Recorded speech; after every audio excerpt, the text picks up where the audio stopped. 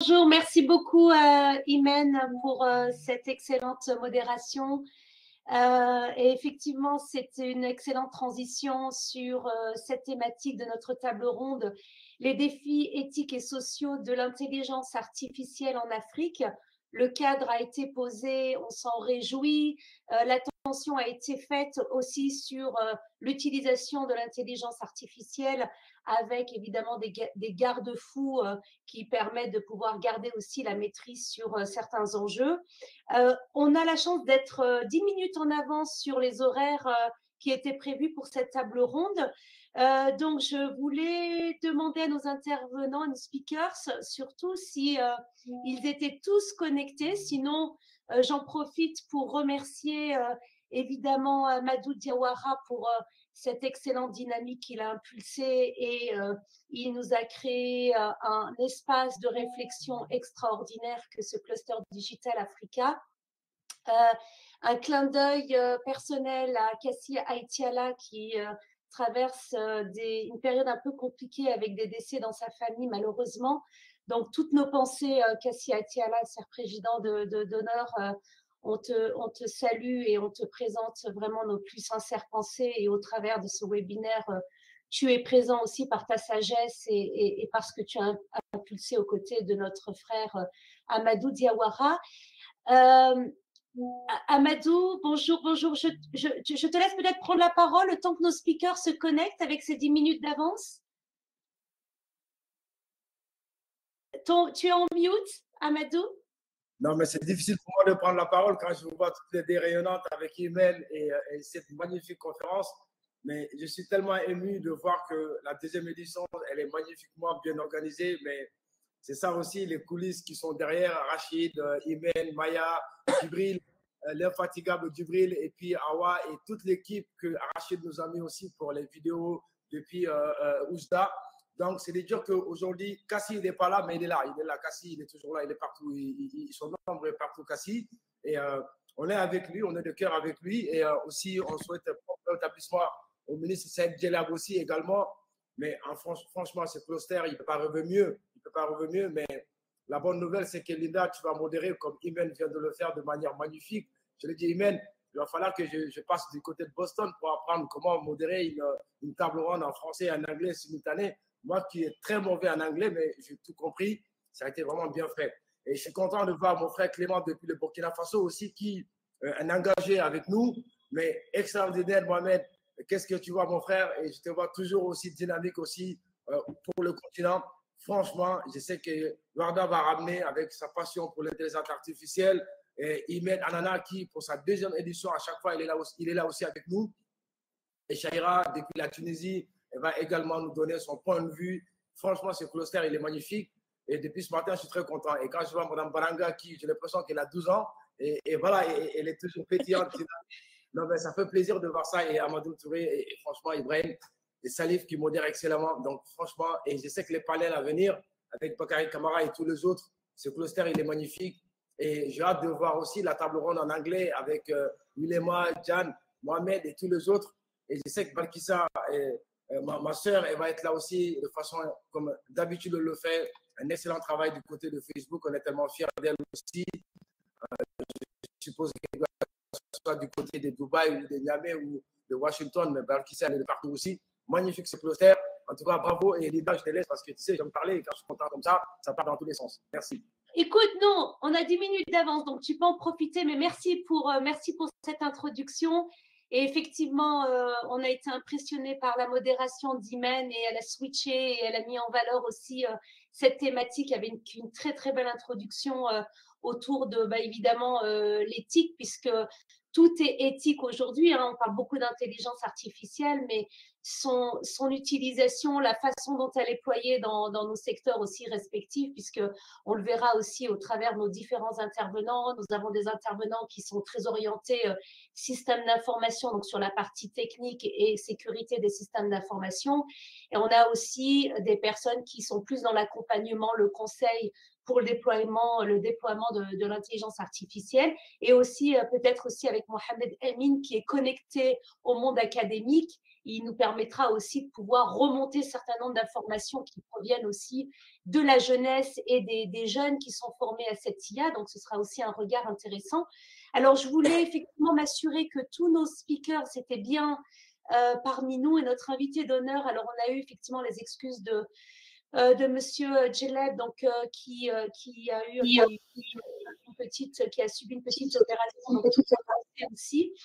Est-ce que Balkissa est parmi nous? Alors, je l'ai eu ce matin, donc elle doit être connectée normalement pour 13h30 heure française, donc 11h30 GMT. Elle va certainement nous rejoindre parce que je souhaitais lui donner la parole en premier pour qu'elle puisse, évidemment, représentante de Meta Facebook, nous donner un petit peu le cadre et poser le cadre de cette table ronde.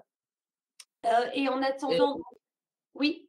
Et ce qui est bien, on a vu notre masterclass avec Dr Amadou Touré, comme à chaque fois qu'on le sollicite, et il est là et on a l'impression qu'en fait, il n'oublie jamais rien, il a toujours tout. Ça fait 50 ans qu'il est en train d'innover, il continue toujours.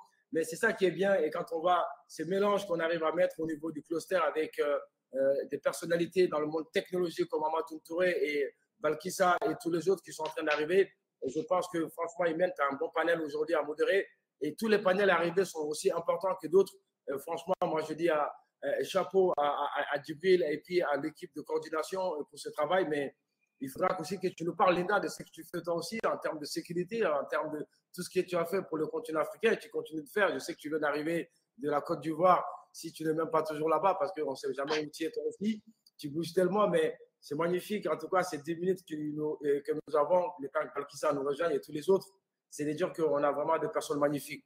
Et je sais que mon frère et Karim Raoui, du côté de Toulouse, aussi se prépare à nous rejoindre parce qu'il va aussi être l'invité d'honneur de notre panel. Karim et Patrick, qui sont des personnes magnifiques, qui ont été là avec Cassie et tous les autres au début du cluster Digital Africa.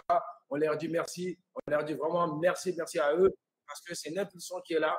Mais on sait que Christian Jumilet, il est là, il est impatient. Il est là, Christian, c'est un passionné aussi du côté de la Côte d'Azur, hein, mais il profite toujours du soleil, il est toujours au bon endroit, lui, Christian. Mais tous les autres vont être là aujourd'hui, en tout cas, pour ces 2 journées-là. Je suis très content et bravo à tout le monde et que Dieu vous préserve. Et en tout cas, et voilà, Linda, je te laisse le micro parce que tu me donnes les 10 minutes. Tu sais que j'ai du mal à m'arrêter. Il faudra qu'à un moment donné que tu me dises stop. Reste quand même pas très loin parce que je sais aussi que ton regard nous intéresse.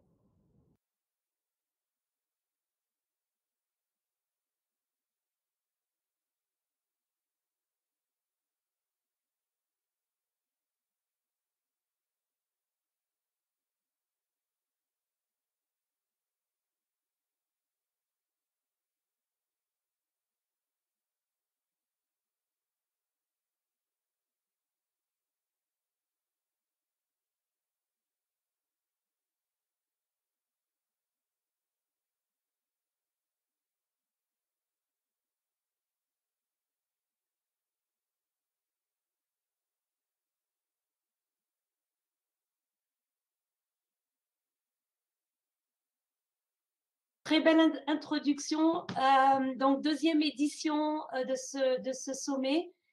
Nous avons donc la chance de pouvoir avoir autour de cette table ronde différents experts. Donc, je vous donnerai à chacune et à chacun, évidemment, la parole pour avoir votre avis et votre regard croisé aussi sur cette thématique qui sont les défis éthiques et sociaux de l'intelligence artificielle en Afrique.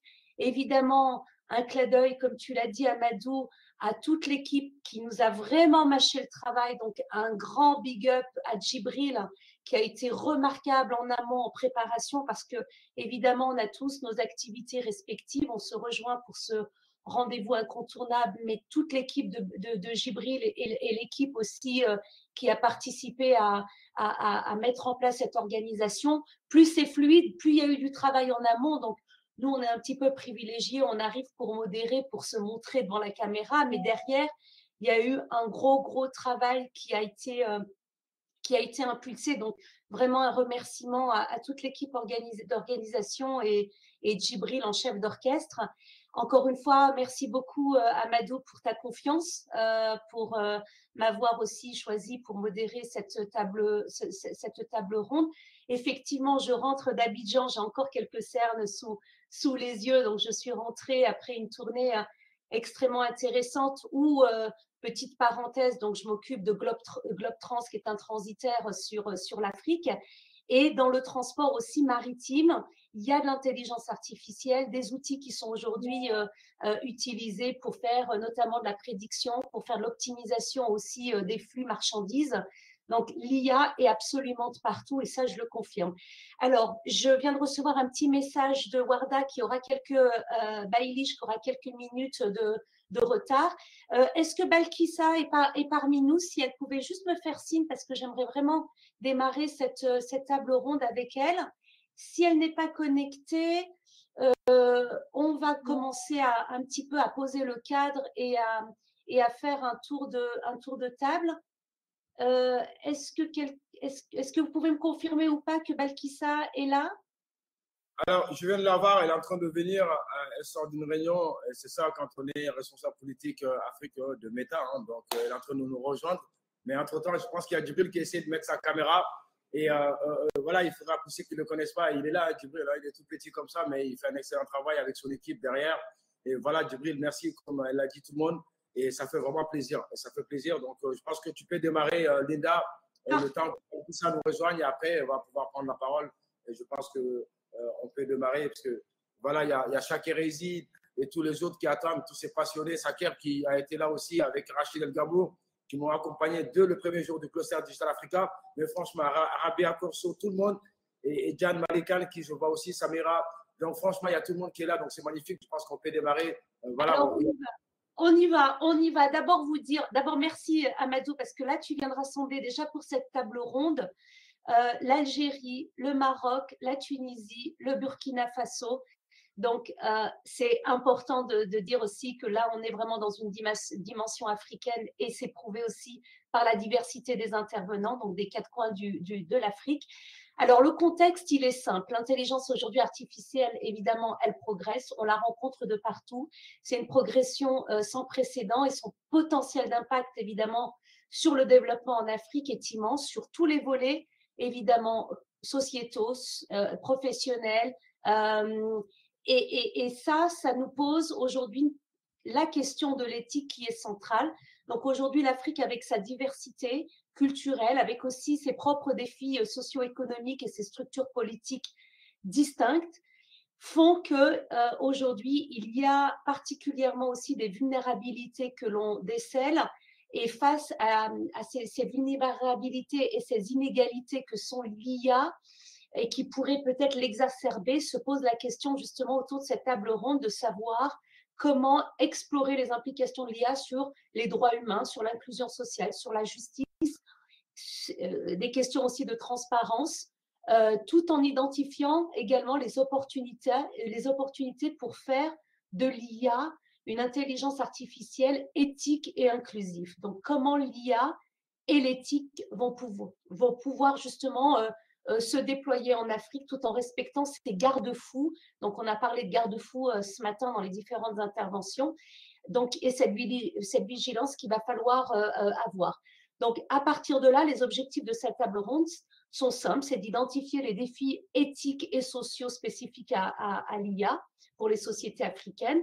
C'est d'examiner aussi au travers des différents intervenants les bonnes pratiques en matière d'éthique, donc d'avoir le regard de chacun d'entre vous, que vous soyez justement des entrepreneurs qui accompagnent sur les déploiements de solutions d'intelligence artificielle, où on a deux directeurs des systèmes d'information. Donc, quel est votre regard aussi sur les bonnes pratiques qui sont faites, hein? Donc, ça, c'est important. Discuter aussi un petit peu du rôle des gouvernements, des entreprises technologiques et des organisations de la société civile, justement pour l'établissement de ces politiques sociales, de ces politiques éthiques, et dans le cadre justement de la société civile et du volet social. Donc, comment mettre en place ces garde-fous aussi à ce niveau-là.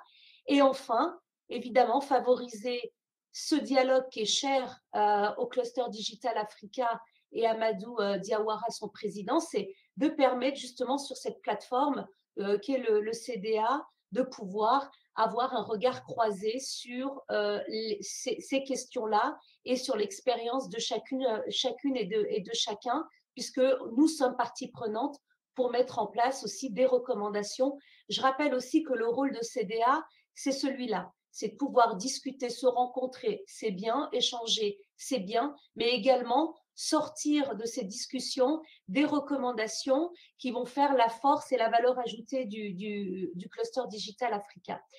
Voilà, le contexte est posé, les objectifs de la table ronde est posé. Donc, en tant que VP du CDA, je suis absolument ravie que vous soyez tous parmi nous. Donc, bienvenue. Vous êtes aussi des membres actifs du CDA. Si Shaira est parmi nous, qu'elle se manifeste, mais il y avait un risque qu'elle ne le soit pas. Donc, je voulais donner la parole aux femmes, donc on poursuivra peut-être si elle s'intègre à notre table ronde, on lui laissera la parole. Warda va nous rejoindre, donc tu te manifestes, Warda, dès que tu es connectée, s'il te plaît. Je vais commencer peut-être par une première question et je demanderai à chacun d'entre vous peut-être de vous présenter. Alors, pour la première question, elle est, selon vous, quels sont les principaux risques éthiques que vous avez identifiés et que l'intelligence artificielle pose auprès des sociétés africaines, notamment en matière des droits humains ou de protection des données. Alors peut-être que je laisserai la parole, si vous le permettez, à nos directeurs des systèmes d'information qui ont un regard justement porté sur les outils technologiques. Peut-être Clément Combari qui est connecté depuis le Burkina Faso, qui est directeur des systèmes d'information du groupe Coris Bank, donc une organisation financière extrêmement importante. Donc, comment peut-être, Clément, vous pouvez nous donner votre regard sur cette première question? D'accord. Merci beaucoup, Linda, pour la parole. Et je ne saurais commencer sans exprimer toute ma joie, mon honneur. Donc, je salue cette initiative du cluster et je crois que depuis l'ouverture, ça a inauguré de belles rencontres, des moments de partage qui seront assez intenses. Et comme Linda vous l'avait dit, on aura droit à une compilation de recommandations et d'actions, choses qui aideront donc tous les pays africains à avancer dans cette voiture, dans ce train qui est déjà en marche, auquel si on n'enjambe pas le pas, si on n'intègre pas, ben, on se retrouvera en brousse. Donc, je suis Clément Combari, directeur groupe du système d'information. Donc, au niveau de Coris, nous sommes une holding financière, voilà. Et je suis également le président du club de DSI du Burkina. Voilà, donc c'est tout un honneur. Et coucou à toute l'organisation qui est parfaite, je dirais. Voilà. Et pour répondre donc à cette question, j'irai effectivement sur un point de vue lié au système d'information parce qu'il y a d'autres aspects. Je pense que les autres panélistes reviendront dessus. Mais le risque majeur qu'on peut voir d'un point de vue système d'information, risque éthique que l'IA peut poser, c'est notamment déjà l'atteinte à la vie privée et à la protection des données personnelles. Et sous cet angle, en fait, parce qu'il y a plusieurs usages de l'intelligence artificielle, il y a une collecte de données massive qui est faite, l'utilisateur lui-même n'en soit conscient, voilà, ou que la régulation n'arrive pas à encadrer de manière beaucoup plus sécurisée pour lui. Donc, il y a donc sous cet angle la collecte de données massives avec déjà tout ce qu'on connaît au niveau des télécommunications, ce qu'on voit au niveau de la santé, de la surveillance. Donc, ça implique une certaine collecte de données qui fait que ça peut poser des risques sérieux par rapport à la vie privée de l'individu lui-même, et notamment dans un contexte où on voit bien une adoption de loi sur la protection des données personnelles, mais côté traitement, il y a des lacunes. Voilà, donc du coup, ces lois doivent être renforcées. Bon, voilà. Et donc, l'utilisateur se retrouve un peu coincé. Il y a aussi, sous ce même angle d'atteinte à la vie privée et la protection des données personnelles, l'utilisation non transparente en réalité des données. Donc, ça peut être collecté, les données peuvent être collectées à des fins déclaratives, mais être ensuite utilisées à d'autres fins, sans que l'utilisateur, à la fin, ne soit au courant, notamment si on veut faire du profilage des individus, des concitoyens, si on veut surveiller la population ou commercialiser voilà, les informations personnelles. Donc, ce sont des dérives qui peuvent arriver sans qu'on ne puisse vraiment avoir une certaine maîtrise. Donc, l'autre élément que je pourrais dire un peu, c'est la surveillance de masse aussi, qui peuvent être utilisées soit à des fins de contrôler la population ou à des fins de pression extérieure. Voilà, donc qui font qu'on pourrait donc être amené à utiliser cela. Donc ça, c'était tous ces trois éléments sont des composantes en réalité de l'atteinte à la vie privée et des données personnelles. Évidemment, il y a d'autres éléments, mais bon, je vais laisser les autres speakers ajouter et en cas de besoin, je ferai.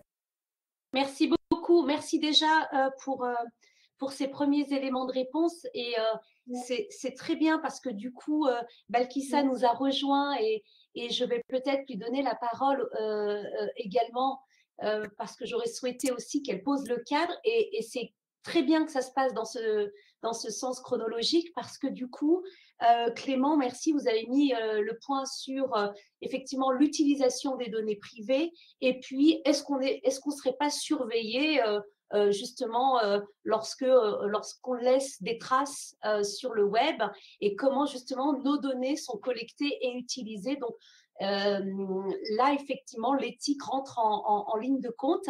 Balkissa Sido, merci beaucoup d'être présente. Donc, je rappelle que vous êtes la directrice des politiques publiques Afrique chez Meta, donc Facebook. Évidemment, quand on parle de data, de données, de traces laissées, c'est les réseaux sociaux, c'est Meta, c'est Facebook. Donc, du coup, il y a peut-être une première question qui permettrait à la fois de rebondir sur la première réponse de Clément et également de poser un petit peu le cadre de ces discussions. Comment Meta, puisque Meta a souvent été au cœur des discussions mondiales sur l'éthique des technologies numériques, Facebook est souvent cité. Quelles sont, selon vous, Balkissa, selon vous, quelles sont les mesures les plus importantes que les entreprises technologiques, entre autres Facebook, mais celles qui opèrent en Afrique de manière générale, quelles sont justement les mesures qu'elles doivent adopter pour garantir que l'intelligence artificielle respecte les principes éthiques et peut-être à votre niveau nous dire un petit peu comment ça se passe pour le groupe Meta.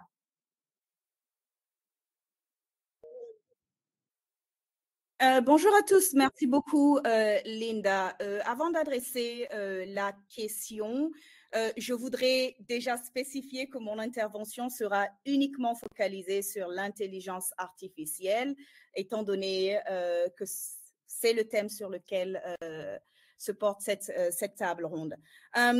Aux risques qui ont été mentionnés plus tard, tout à l'heure plutôt, deux que je pense qui sont très importants, surtout lorsqu'il s'agit du continent africain. Il s'agit véritablement du risque de biais et de discrimination.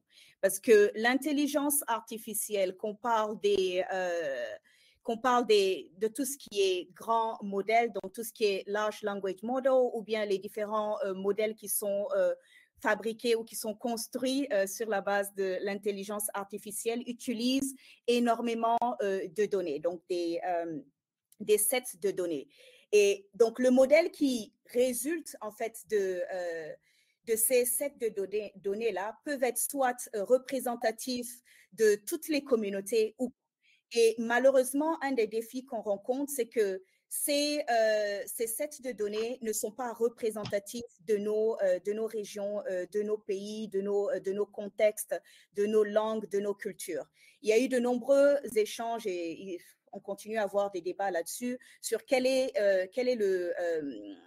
le défi exactement. Est-ce que c'est parce qu'il n'y a pas de set de données disponible qui peut être utilisé pour entraîner les modèles IA, ou c'est plutôt parce que les sets de données qui sont disponibles ne sont pas de bonne qualité. Donc, il y a ces débats-là qui ont lieu. Et l'importance, en fait, c'est que si les datasets ne sont pas représentatifs, les modèles conçus ne sont pas adaptés pour nos populations. Donc, ça, c'est vraiment très important. Et aussi parce qu'il y a un risque de polarisation. Donc, si, par exemple, les datasets sont sur la base des datasets qui discriminent, disons, sur les aspects genre, ben, les modèles qui seront créés ne feront que perpétuer cette discrimination-là. Donc, c'est vraiment la raison pour laquelle je dis que c'est très, très important. Et on l'a vu par le passé, il y a eu plusieurs applications qui ont été développées pour le monde, mais qui malheureusement ne correspondent pas en fait à nos pays, à notre continent. Et je le dis pourquoi? Parce que l'Afrique... plusieurs pays en Afrique en ce moment n'ont pas les ressources pour pouvoir construire eux-mêmes des large language models. Et donc, ce qui se passe, c'est qu'on finit par nos startups, nos sociétés finissent par en fait utiliser les modèles qui sont construits par d'autres. Donc, ils utilisent ces modèles-là qu'ils affinent pour faire leurs propres applications. Donc, vous comprenez un peu le risque. Donc, ça veut dire que si ces modèles, si les sets de données ne sont pas représentatifs, les modèles ne sont pas représentatifs, ben, les applications ne seront pas représentatives également, ou ne feront que perpétuer ne feront qu'amplifier des discriminations qui existent ou autres. Pour revenir à Meta, il y a un type de modèle que nous pensons est vraiment la meilleure solution lorsqu'il s'agit de l'intelligence artificielle, et c'est vraiment tout ce qui est open source. Donc, pourquoi nous pensons que c'est la bonne méthode? C'est parce que tout simplement, lorsque un modèle est en open source, ça veut dire que le code source du modèle est disponible, accessible à tous. Donc, tout le monde peut avoir accès à ce code-là, peut le scruter, peut analyser, peut voir s'il y a des failles en termes de sécurité, peut les reporter. L'autre chose aussi, avec tout ce qui est open source, notamment les modèles qui sont... les différents modèles Llama qui ont été publiés par Meta et accessibles à tous gratuitement, c'est qu'une fois, quand vous voulez utiliser ces modèles pour les affiner et créer votre propre application, les données que vous rentrez pour entraîner le modèle, ce sont des données qui ne sont accessibles qu'à vous et ne sont disponibles à personne d'autre. Parce que vous téléchargez le modèle dans l'appareil que vous allez utiliser et vous faites vous entraînez le modèle avec sur vous vos appareils, et donc personne d'autre n'a véritablement accès à ça. Et je pense que ça répond à une des questions qui avaient été posées. Et une des inquiétudes qui avait été soulevée. Et l'autre chose que je voulais en fait rajouter, c'est que nos modèles, donc les modèles Llama, ont été entraînés avec des données qui sont aussi disponibles sur, par exemple, tout ce qui est modèle de recherche, les engins de recherche comme Google. Donc, ce n'est pas des données qui sont à caractère personnel. Je pense que c'est important de faire, cette distinction-là. D'autres modèles qu'on a eu à publier, comme par exemple No Language Left Behind, qui couvre environ 200 langues à travers le monde et qui permet aux gens de créer des applications dans différentes langues. Ce modèle a été conçu en utilisant, le modèle a été entraîné à reconnaître ces langues-là avec les différentes versions existantes de la Bible. Donc, parce que la Bible est l'un des livres les plus traduits au monde. Donc, il a été entraîné sur cette base-là. Donc, je voulais juste préciser cela. Donc, à Meta, ce que nous faisons, c'est qu'avant de publier un modèle, on s'efforce vraiment à ce que nous identifions, évaluons, mais aussi atteignons tout ce qui est risque potentiel. Et ça, c'est à travers différentes étapes, différentes mesures que nous prenons. Une des mesures concerne à analyser les données qui sont utilisées pour entraîner l'IA. Donc, ce qu'on fait, c'est qu'on s'assure que ces données-là, donc tout à l'heure, j'avais fait référence à dataset, donc on s'assure à ce que on détecte tout risque ou tout écart de représentation démographique, par exemple, qui peuvent être présents dans ces données-là pour éviter des résultats néfastes, comme par exemple le renforcement de stéréotypes négatifs. L'autre mesure, c'est qu'on évalue les performances des différents modèles par rapport à des benchmarks, donc à des références. Et ce qu'on fait, c'est qu'on on voit si les résultats du modèle produit effectivement des résultats nuisibles ou pas. Si tel est le cas, alors on retourne, si vous voulez, au point de départ pour essayer de détecter où se trouve l'écart, où se trouve le problème et on l'adresse. La troisième étape, c'est qu'on affine le modèle avant de le publier pour réduire tout ce qui est risque de résultats nuisibles en faisant, par exemple, en formant, par exemple, le modèle, donc le modèle IA sur des ensembles de données qui sont plus représentatifs. Et c'est un processus qui est vraiment itératif. Donc, c'est ce type de modèle-là. Donc, on affine le modèle, on le soumet à ce qu'on appelle... en français, je pense que c'est équipe rouge. Donc, on fait en fait du red teaming. Donc, il y a des équipes qui sont là, qui testent, qui essayent en fait, si vous voulez, de voir quelle est la faille dans l'IA en posant des questions. Et en fonction de ça, ils essayent de voir quelle est la réponse que l'IA va donner.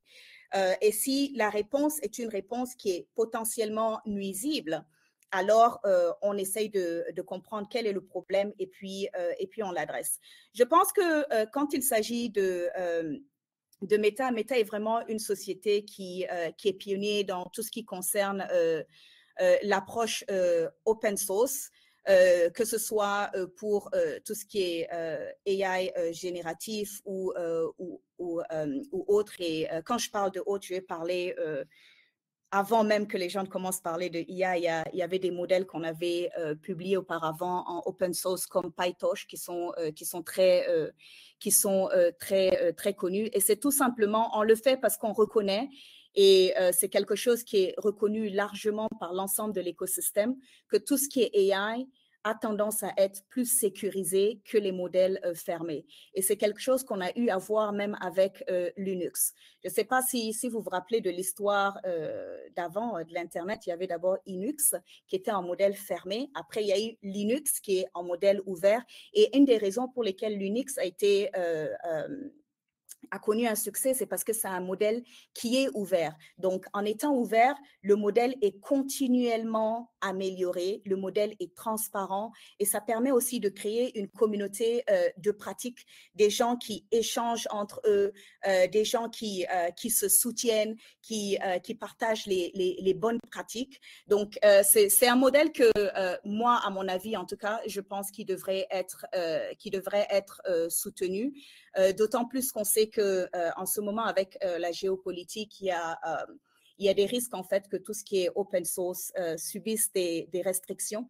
Et comme je le disais tantôt, nombreux de nos pays n'ont malheureusement pas en ce moment les ressources pour pouvoir injecter dans le secteur, pour pouvoir créer de tels modèles. Donc, si des restrictions sont appliquées sur tout ce qui est open source qui vient d'ailleurs, malheureusement, on n'aura plus, ou l'accès sera restreint, et donc ce sera très difficile pour nous de pouvoir créer des modèles basés sur l'IA, parce que c'est ces modèles de fondation-là que nous utilisons, que nos startups utilisent afin et créer leurs applications. Je vais m'arrêter là, pour ne pas prendre trop de temps, désolée. Mais merci beaucoup Belkissa. Donc effectivement, de ce qu'on entend de votre réponse, c'est que l'enjeu vient en amont finalement, parce qu'il faut partir sur des modèles qui puissent représenter et répondre à un certain besoin aussi en Afrique, un continent qui est quand même diversifié, et que si on part sur un mauvais modèle et un mauvais input, là effectivement on va pas forcément avoir des résultats escomptés, et il y a donc des évaluations constantes, de s'assurer que les choses se font avec les règles de l'art, en fait, du côté de Meta. J'espère que vous allez pouvoir rester encore un petit peu avec nous, Belkissa. Oui, je serai là. Ah, parfait, parce que ce sera aussi intéressant sur les autres questions, les autres interventions de nos speakers, qu'on puisse aussi avoir, parce que vous êtes quand même une entreprise importante et incontournable, et d'avoir aussi votre regard sur ce qui se passe aussi en Afrique, avoir aussi ce regard d'une entreprise mondiale sur les échanges qui vont s'opérer cet après-midi avec nos différents speakers. Alors, je reviens peut-être aussi à la question donc initiale, à savoir quels sont selon vous, et ça je donnerai la parole donc peut-être Ahmed, si vous souhaitez, là on part en Tunisie, du coup avoir une réponse, et ensuite je donnerai la parole à Mohamed Amin, parce que vous avez cette double casquette, à la fois sur la partie accompagnement sur l'IA, mais également vous avez fait plusieurs publications, et vous avez aussi ce lien avec la jeunesse, puisque vous êtes vous enseignez aussi à l'université de Nice, si je ne me trompe pas. Donc, peut-être revenir sur cette question, c'est quelles sont selon vous donc les mesures importantes que les entreprises technologiques qui opèrent en Afrique doivent adopter pour garantir que l'IA respecte quand même un certain ou un minimum de principes quand même éthiques, notamment en matière de protection de données et de biais algorithmiques. Donc, est-ce que Ahmed, je rappelle que vous étiez en 2019, président de l'association tunisienne de l'intelligence artificielle. Donc, si vous pouvez nous donner votre avis, notamment sur cette question-là. Vous êtes en mute, si vous pouvez mettre votre micro. Donc, après le Burkina Faso, on donne la parole donc à la Tunisie. Oui, bonjour Linda, bonjour tout le monde. Je rectifie juste une petite information. Je suis basé à Tunis, donc je ne donne pas des cours en université à Nice. Non, ça c'est Mohamed Amin. Ah oui, oui. Donc, bon. Donc je remercie notre ami Amadou Diawara pour cette invitation. Je suis pour la deuxième fois à participer à cet événement du cluster. En fait, donc, je suis DSI, un membre fondateur du club des directeurs de centres d'information en Tunisie. Donc, je salue mon confrère Kombari, DSI, le président du club DSI. Et j'étais élu en 2019 comme le président de l'ATIA, Association tunisienne pour l'intelligence artificielle. En effet, l'intelligence artificielle, tout le monde en connaît, c'est-à-dire on entend chaque jour dans les actualités, dans les médias, pour tout ce qui donne comme avantage de l'intelligence artificielle. Et aussi, il y a les menaces de l'IA. Je tiens à citer le nom d'une personne renommée mondiale dans le domaine de l'intelligence artificielle, qui est Geoffrey Hinton. Geoffrey Hinton, c'est un pionnier dans le domaine de l'intelligence artificielle, connu pour ses travaux sur les réseaux neuronaux. Aussi, il est lauréat, ce mois-ci, il est lauréat du Nobel en physique 2024 grâce à ses recherches.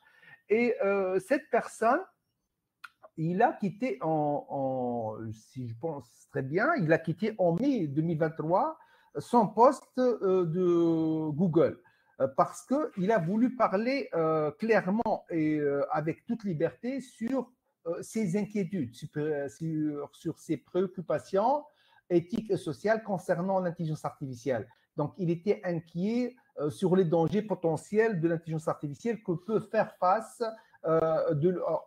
pour l'humanité dans les années à venir. Donc, réellement, les risques, ils sont là. Donc, nous, en tant qu'experts de l'IA et dans ce continent, comment doit-on faire pour que on met en garde-fou pour minimiser le risque de l'IA dans ce continent et à notre population? Il y en a en fait plusieurs risques éthiques que l'IA peut induire sur la population en Afrique, mais je vais citer quelques-unes. Par exemple, dans tous les pays, presque dans tous les pays en Afrique, il manque les cadres réglementaires pour utiliser l'IA. C'est-à-dire, je peux citer un exemple. On peut par exemple importer un appareil aspirateur doté d'une intelligence artificielle de l'étranger, mais pour une raison ou une autre, cet appareil, elle peut s'exposer. Donc, il y a ici un manque juridique et des lois pour protéger ce consommateur africain. Donc, il faut voir comment les pays africains développent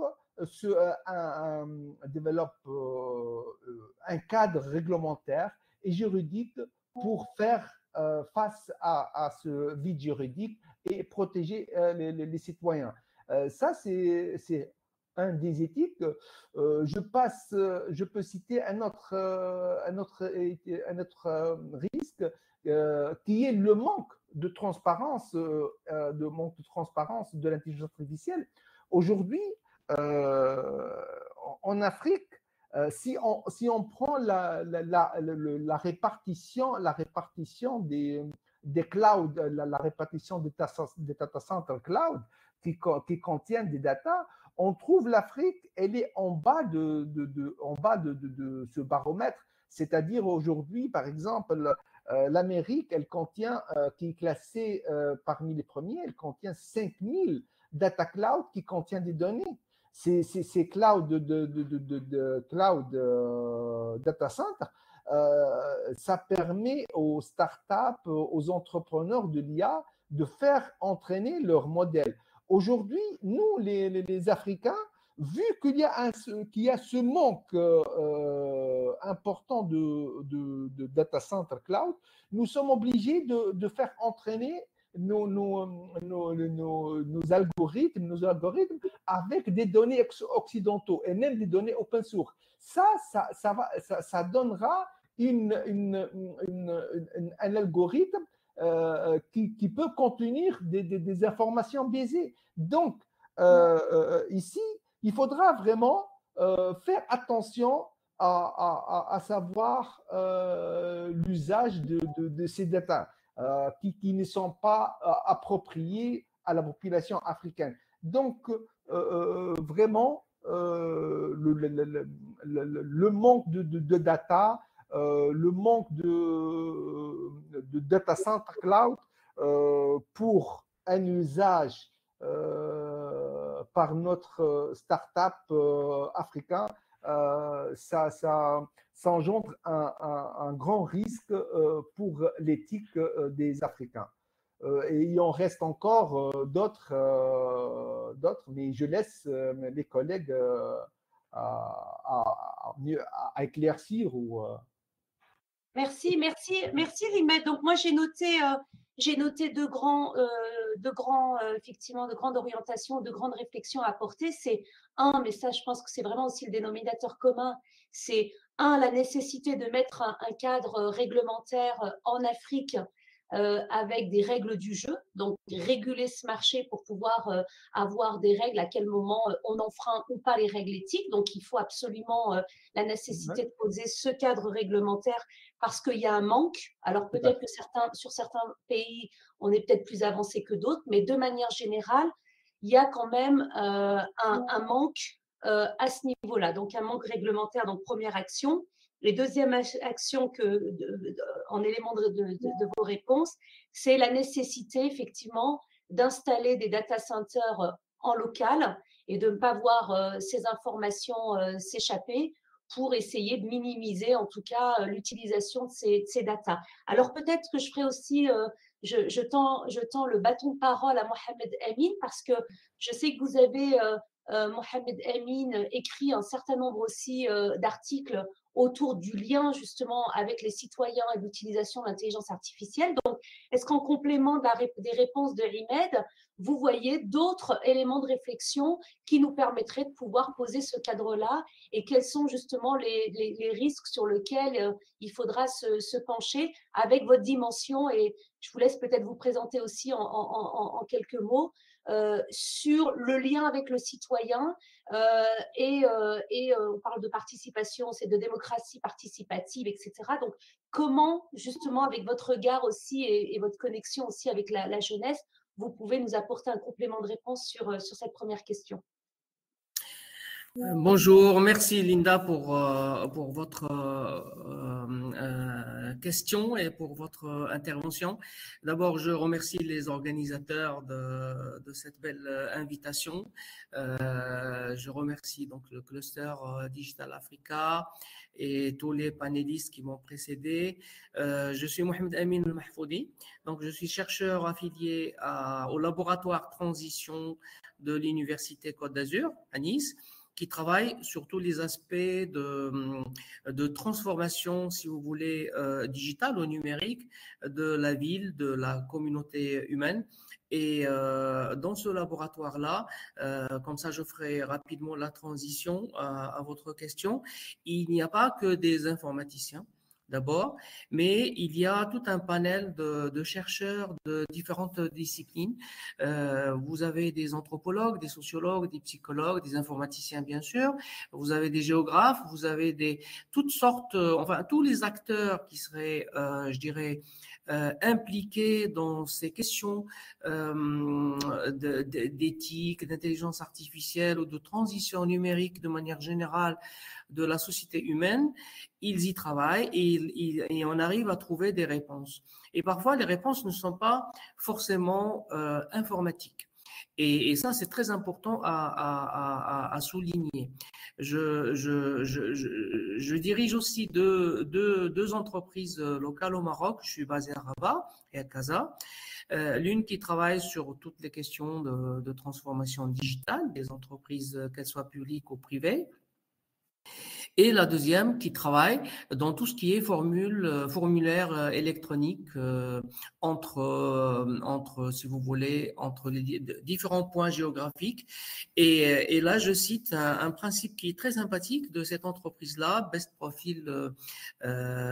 Mobile Report, un principe, une petite devise que l'on essaye d'inculquer à tous les techniciens et les ingénieurs, c'est que notre mission est de faire en sorte que la donnée soit transportée, horodatée et géolocalisée. C'est à partir où nous avons ces trois éléments, on arrive à faire des dashboards, on arrive à faire des tableaux de suivi, des tableaux de pilotage, etc. Donc, finalement, avant de parler de l'éthique de l'intelligence artificielle, il faut qu'on soit d'accord sur un principe que Imad a cité et que je ressouligne encore une fois et que Balkissa aussi a souligné, c'est toute une question de données. L'intelligence artificielle, qu'elle soit en Afrique, en Europe ou en Amérique, d'abord, il faut qu'il y ait massivement de données disponibles pour qu'on puisse en tirer des résultats. Maintenant, pourquoi est-ce qu'à chaque fois qu'on est en Afrique, on se pose des questions de ce genre-là? Quels sont les problèmes et les défis de l'éthique de l'IA en Afrique? Avant, on se posait des questions un peu similaires, mais pas pour l'IA, mais pour les réseaux sociaux. Et c'était presque les mêmes questions. Quels sont les défis éthiques et sociaux des réseaux sociaux en Afrique? Alors, à chaque fois, même quand je donne mes cours à mes étudiants, mes élèves ingénieurs, je leur repose aussi cette question. Pourquoi est-ce qu'on va mettre l'accent sur l'Afrique? En quoi l'Afrique est différente de l'Amérique, de l'Europe, etc. Si ce n'est pas par les données, alors ça serait par quoi? Ça serait par la technologie aussi. Mais si ce n'est pas par la technologie, ça serait par quoi? Eh bien, ça serait par la culture, ça serait par la manière avec laquelle les Africains vivent, qu'ils soient au Maroc, en Tunisie, à Alger ou au Burkina Faso, en Côte d'Ivoire. Il y a une différence d'appréhension de la technologie qui nous caractérise. Et c'est cette différence qui fait de nous ce que nous sommes aujourd'hui, mais qui va faire de nous aussi ce que nous serons demain.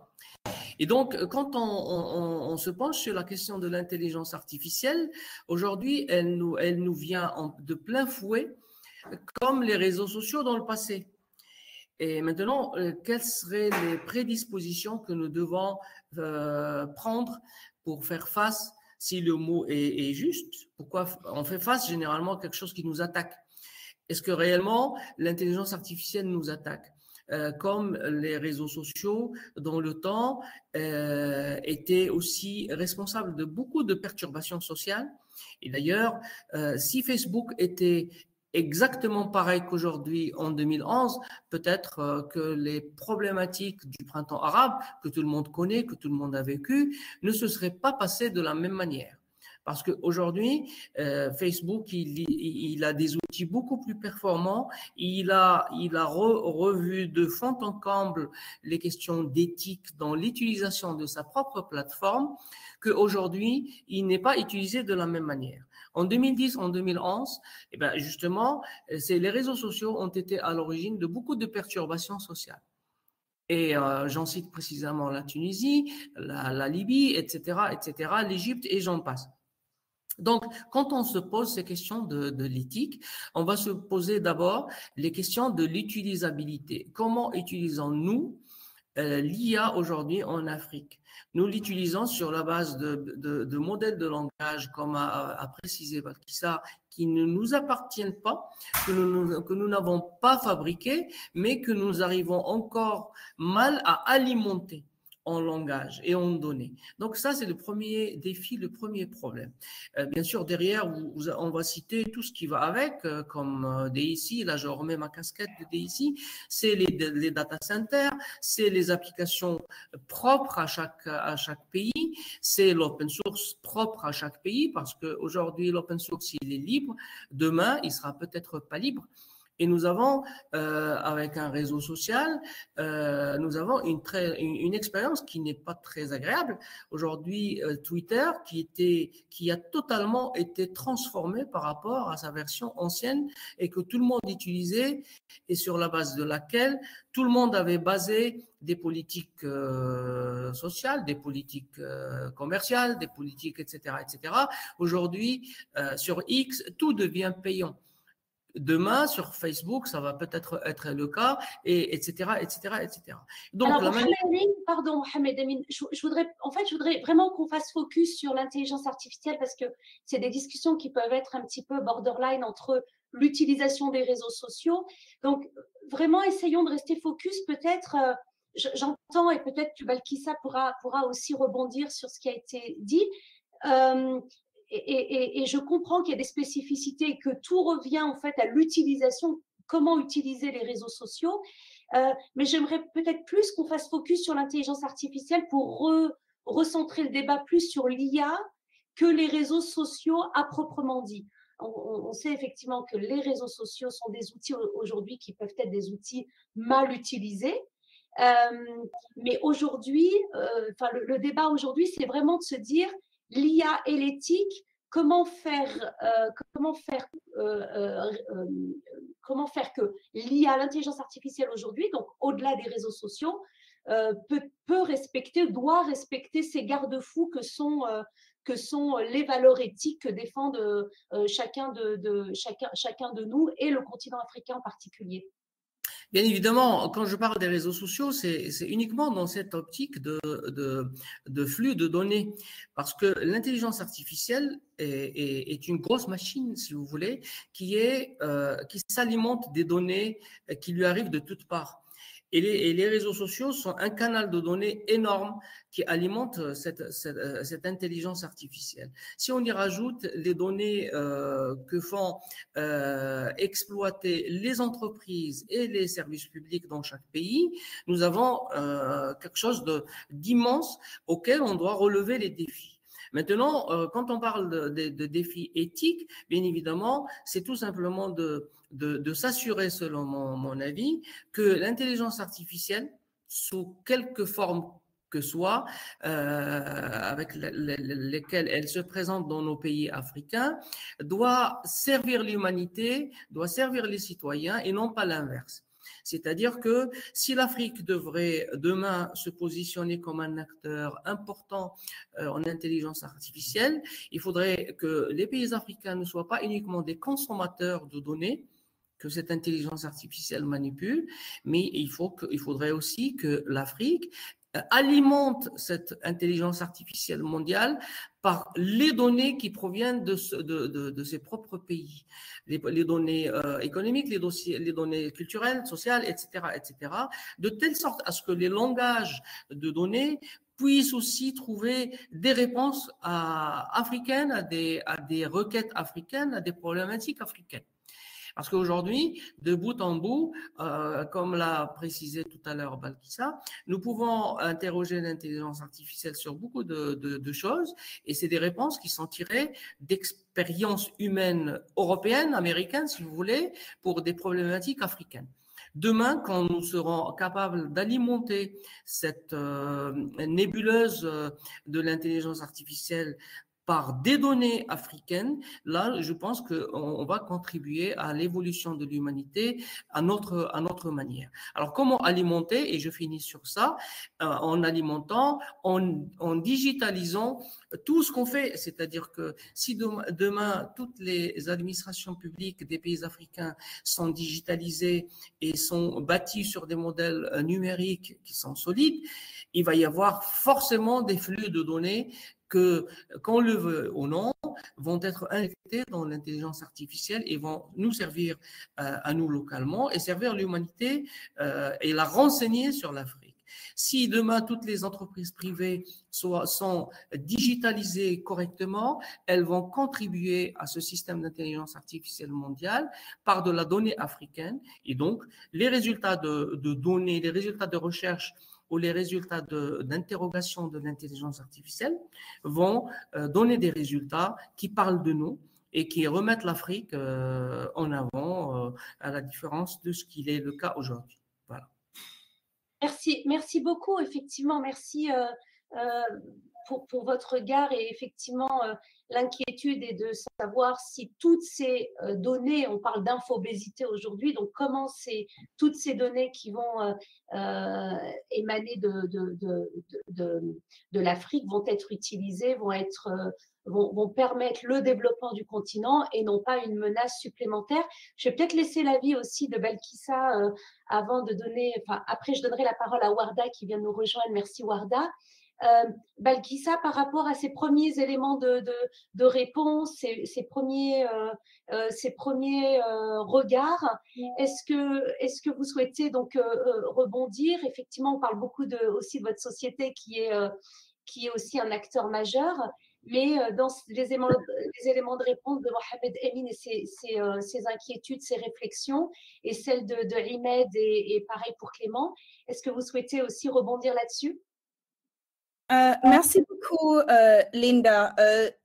À plusieurs reprises, on a parlé de la protection de données de la vie privée. Le point sur lequel je voudrais répondre est celui qui a été fait par Mohamed, c'est que pour entraîner l'IA, on a besoin de quantités massives de données.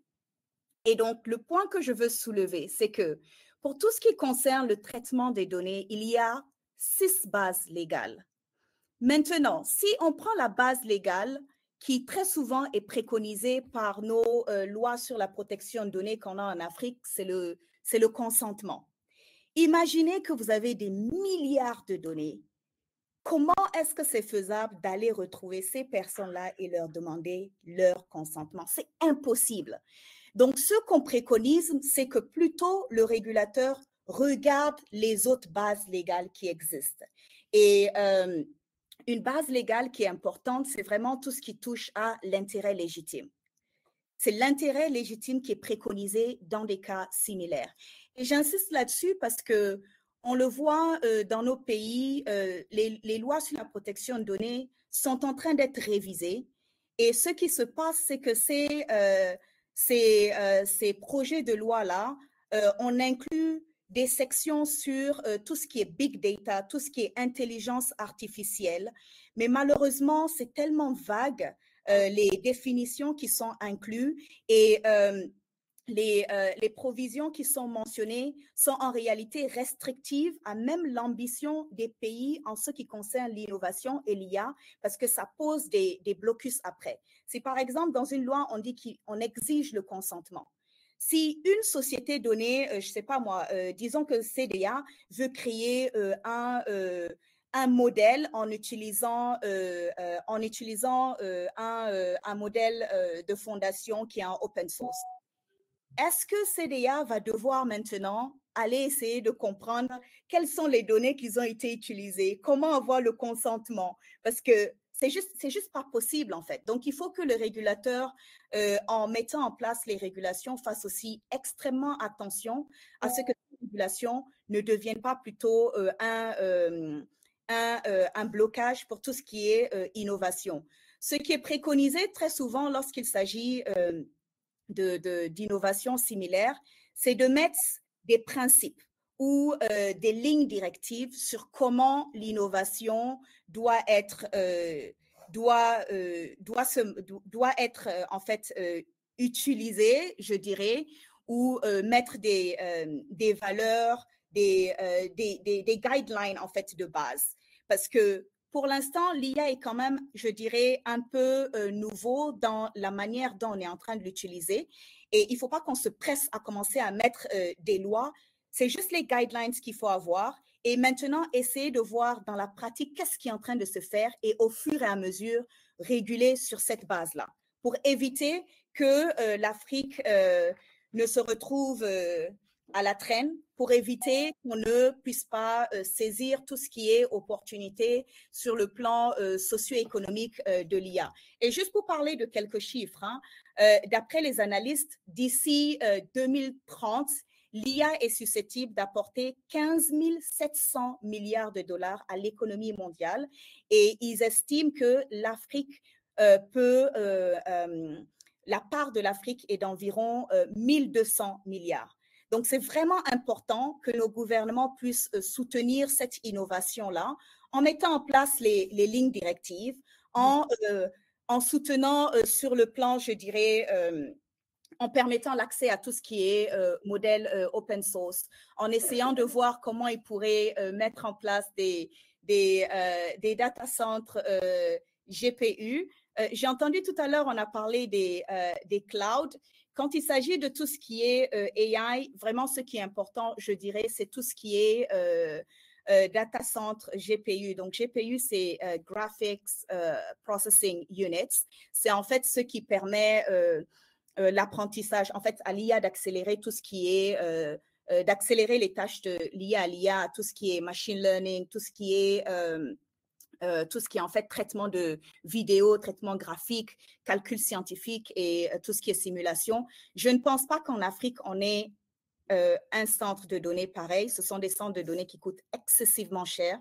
C'est des milliards et des milliards de données. Et c'est ce qui fait que nos startups utilisent en fait des crédits GPU que d'autres structures basées ailleurs leur donnent. Donc, pour moi, c'est encadrer l'innovation, sans mettre des régulations, mais juste encadrer. Et c'est aussi soutenir sur le plan de la formation, de l'accès aux modèles et investir également pour avoir les ressources dont les startups ont besoin sur le local. Comme ça, nos startups pourront pourront en fait affiner et créer leurs modèles qui vont être utiles. On voit plusieurs, j'étais J'ai été à plusieurs événements dernièrement sur l'IA, que ce soit à Deep Learning Indaba au Sénégal, et il y avait des milliers d'experts africains de l'IA. Donc, on a l'expertise sur le continent. C'était vraiment formidable de voir tous les use cases qu'ils ont présentés de ce qu'ils sont en train de faire à l'IA. La semaine dernière, j'étais à Kigali, c'était aussi pareil. Et quand moi j'entends qu'on n'a pas les compétences, ça me fait un peu tiquer parce qu'on a les compétences, c'est juste que ces compétences ne sont pas mises en avant et on ne les soutient pas. On ne les met pas dans un cadre qui leur permet de s'épanouir et de pouvoir vraiment saisir toutes les opportunités qui sont à leur disposition. J'ai parlé avec des startups il y a par exemple Jacaranda Health qui a créé une superbe application qui est disponible sur des téléphones 2G qui permet aux femmes enceintes, aux jeunes mères, de poser toutes questions qu'elles veulent sur le plan de la santé. Et c'est comme s'il y a une assistante virtuelle qui répond avec des réponses personnalisées. Donc, même les femmes qui sont au village, qui ont un téléphone 2G, peuvent avoir ce type d'informations-là quand il n'y a pas un centre de santé à côté d'eux. Il y a une autre structure Green Digital qui a collaboré avec One Acre Fund, ils ont créé une application qui permet aux agriculteurs, aussi sur les téléphones 2G, de poser des questions sur ce qu'ils sont en train de faire. Donc, par exemple, moi, je suis du Niger. Je peux être dans mon village au Niger parce que je viens d'une famille je peux être dans mon village, je pose la question, est-ce qu'il va pleuvoir aujourd'hui, est-ce qu'il va pleuvoir la semaine? Ça me donne l'information, ça me permet de voir comment je vais gérer. Surtout en début de saison de pluie avec tout ce qui est changement climatique. Parfois, il arrive que les agriculteurs, ils sèment, il n'y a pas de pluie pendant 2 semaines, le cultivateur. Ce type d'information leur permet de savoir quand exactement ils doivent semer, ils doivent, je sais pas, mais différents en fait les informations en fonction de leur situation. Pareil aussi pour l'éducation. Donc moi personnellement, je vois énormément d'avantages, que ce soit sur le plan économique, que ce soit sur le plan social. C'est vrai. Il y a des risques, mais on doit faire aussi extrêmement attention à comment on régule. Sinon, ce qui va se passer, c'est qu'on va tuer, comment on dit, on va en fait étouffer l'innovation avant même qu'elle ne voit le jour. Il y a toujours un côté positif et négatif aux choses dans la vie. Même quand je prends juste un couteau, ça dépend de ce que je fais avec le couteau en réalité. Je peux soit cuisiner, je peux soit commettre un crime. Donc, pour moi, je pense que c'est vraiment important de faire attention à ces éléments-là.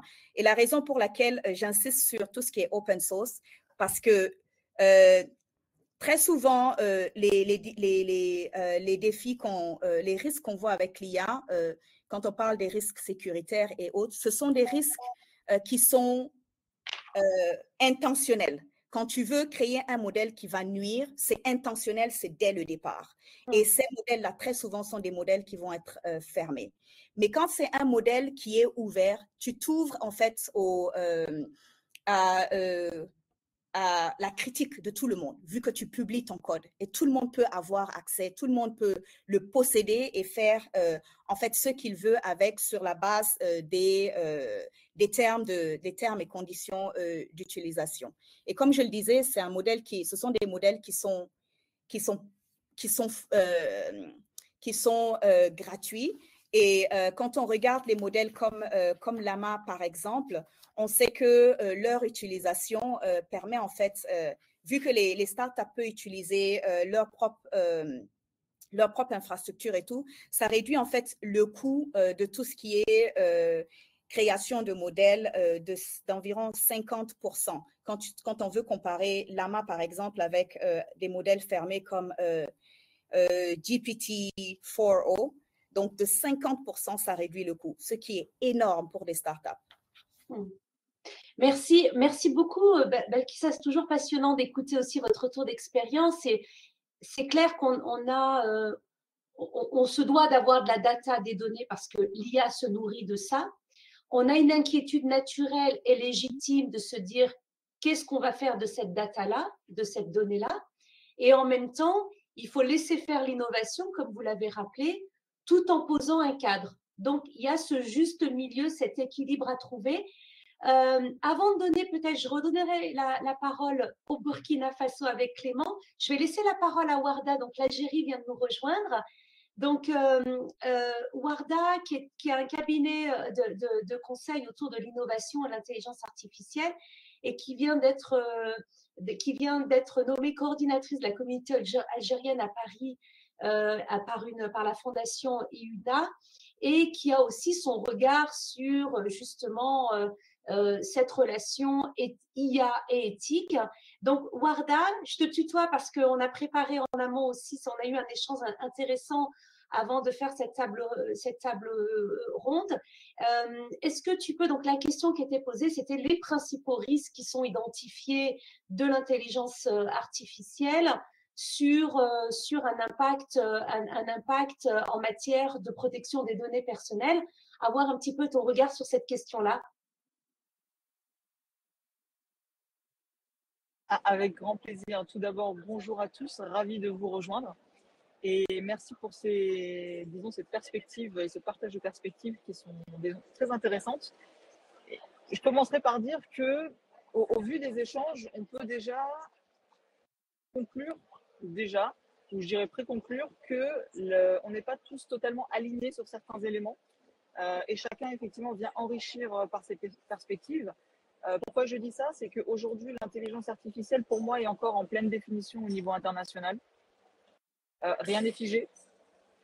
Donc, ne serait-ce que, effectivement, aujourd'hui, on va parler des défis sociaux et des défis éthiques. Donc, aujourd'hui, c'est encore plus important, disons, en termes de thématique. Et pour revenir, en fait, à votre question, c'est un élément qui me tient particulièrement à cœur parce que j'ai aussi écrit un livre, L'humain à l'heure de l'IA, qui a pour objectif, disons, à travers une portée philosophique et sociologique, de replacer le débat sur l'humain au centre de tous ces enjeux technologiques, donc apporter quelque part un peu plus d'humanisme. Et mes craintes, personnellement, au niveau des différents disons, enjeux éthiques, c'est que autour des données personnelles, c'est que à travers le monde, dans un premier temps, donc on va avec une vue très hélicoptère au niveau global, c'est que à force de générer de la donnée à travers tous nos outils, on a parfois tendance, disons, à oublier que ces données sont partagées, sont stockées à travers le monde et qu'on a potentiellement plus la main. Et c'est important d'avoir un éveil de conscience là-dessus parce que je pense particulièrement aux futures générations, aux jeunes d'aujourd'hui, les moins de 25 ans, les moins de 30 ans, qui utilisent énormément les réseaux sociaux. Et si je recentre au niveau de l'Afrique, aujourd'hui, je me pose énormément de questions au niveau de, l'a très bien dit effectivement Balkissa, c'est au niveau de la centralisation des données, mais aussi au niveau des usages. Quelle est, disons, la maturité au niveau des usages aujourd'hui? Qu'est-ce qu'on fait pour sensibiliser les personnes autour de ces défis éthiques? Et pour donner quelques éléments au niveau des potentiels problèmes au niveau éthique, c'est que ces LLM, ces modèles, potentiellement peuvent encourager, en le souhaitant ou en ne le souhaitant pas, encourager à certains comportements humains qui ne sont pas souhaitables, qu'on souhaiterait éviter, ou avec des messages subliminaux, transmettre certains messages qu'on souhaite éviter, de pouvoir s'accaparer des données personnelles et de pouvoir en extraire, si je puis dire, la moelle. Et aujourd'hui, c'est ma position. Je sais qu'il y en a beaucoup qui ne le partagent pas, mais ma position aujourd'hui, c'est que les données personnelles à l'ère de l'IA et à l'ère des données synthétiques, c'est-à-dire que les données, parce qu'aujourd'hui, comme l'a aussi dit Balkissa, c'est qu'aujourd'hui, on a besoin énormément de volumétrie. On n'a pas assez de données pour entraîner les modèles intelligents. Et pour ce faire, ce qui se fait au niveau des différentes sociétés, c'est qu'ils créent des données. Donc, ils simulent certaines situations pour créer, donc générer cette donnée qui manque pour entraîner les modèles. Et pour moi, plus on va rentrer dans des données synthétiques, et plus les données personnelles, et donc pour moi, les données réelles, vont être de plus en plus précieuses. Et qui dit précieux, dit cher, dans tous les sens du terme.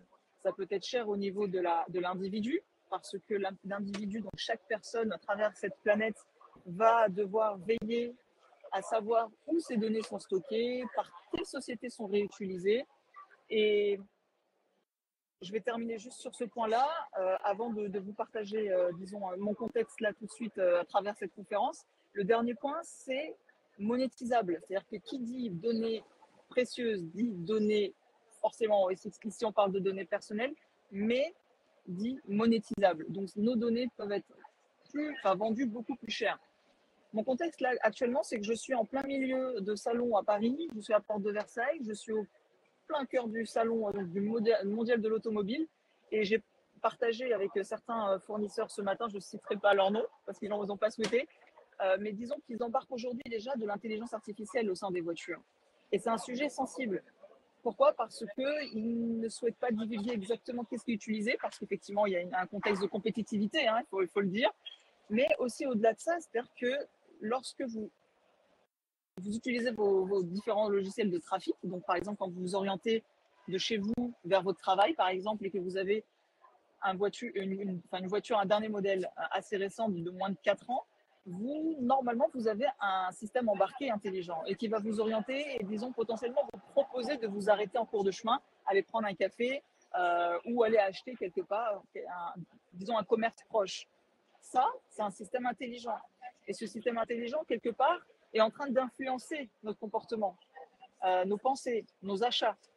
Et un autre événement qui est juste à côté, c'est le salon Big Data. C'est-à-dire que c'est aussi des enjeux, et on parle aussi d'éthique, mais au-delà de l'éthique aussi, on est en train de parler de cybersécurité, parce qu'un autre enjeu, pour moi, c'est au niveau des données personnelles, c'est aujourd'hui comment on assure la sécurité de nos données personnelles. Parce qu'au-delà de la régulation, effectivement, qui va pouvoir délimiter comment les données sont stockées, comment elles sont réutilisées, partagées de façon générale, la question de la cybersécurité, c'est-à-dire comment on peut garantir la sécurité de ces données, même si elles sont aujourd'hui très peu utilisées, donc protégées par la régulation, comment on peut garantir leur protection. Pourquoi je mets un point sur la cybersécurité, c'est que moi j'imagine très bien les cyberattaquants de plus en plus forts en automatisant ces cyberattaques grâce à l'intelligence artificielle. On parle d'automatisation de cyberattaques, on parle d'une intelligence derrière, c'est-à-dire que l'intelligence est capable de calculer et de trouver la faille de façon automatique. Donc voilà, il y a énormément de cas que j'imagine autour des données personnelles et effectivement en Afrique. Je vais laisser la parole à mes confrères, mais en tout cas, merci pour l'invitation, je suis ravie d'être parmi vous.